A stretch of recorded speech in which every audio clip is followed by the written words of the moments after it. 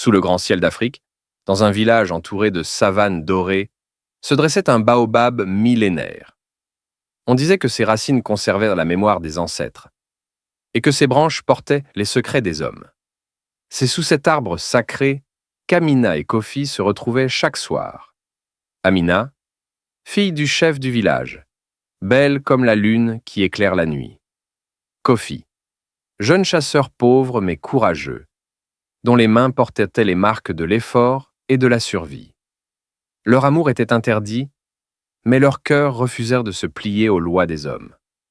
Un soir, Kofi prit la main d'Amina et lui dit « Même si le monde se dresse contre nous, je t'aimerai jusqu'à mon dernier souffle. » Les larmes aux yeux, Amina répondit « Alors jurons-le, devant ce baobab, que rien ne pourra nous séparer. » Mais dans l'ombre, une autre histoire se tissait. Oba, guerrier respecté, fiancé de force à Amina, observait leur rendez-vous secret. Son cœur brûlait de jalousie, et son orgueil refusait d'être défié par un pauvre chasseur. Un soir, la vieille Mama Kumba, gardienne des traditions, appela Kofi. Son regard était lourd de secrets, et sa voix tremblait de gravité. « Jeune homme, tu ignores ce que tu défies. Les ancêtres ont maudit la lignée d'Amina.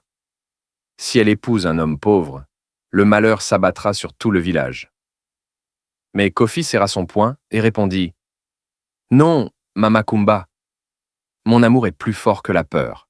Je ne renoncerai pas. » La prophétie résonna comme un écho dans la nuit. Et bientôt, la trahison d'Oba apporta la tempête. Il dénonça les amants devant le conseil des anciens. Le village s'embrasa de colère. Kofi fut battu et banni. Amina, enfermée dans une hutte, pleura des jours entiers, prisonnière d'un destin qu'elle n'avait pas choisi. Mais l'amour ne connaît pas de chaîne. Une nuit de pluie, Amina s'échappa. Elle courut pieds nus, son collier ancien brillant sous l'orage, jusqu'à retrouver Kofi. « Fuyons, Kofi! Quittons ce village et bâtissons notre destin ailleurs. » Main dans la main, ils s'élancèrent vers l'inconnu. Mais les ancêtres n'avaient pas oublié la prophétie. Le ciel s'assombrit, le tonnerre gronda, et une tempête terrible s'abattit. Les toits de chaume s'embrasèrent, la terre trembla, et les cris du village résonnèrent dans la nuit. Alors Amina comprit. Le cœur brisé, elle prit le visage de Kofi entre ses mains. « Si je pars avec toi, mon peuple sera détruit. Mais si je reste, nous serons séparés.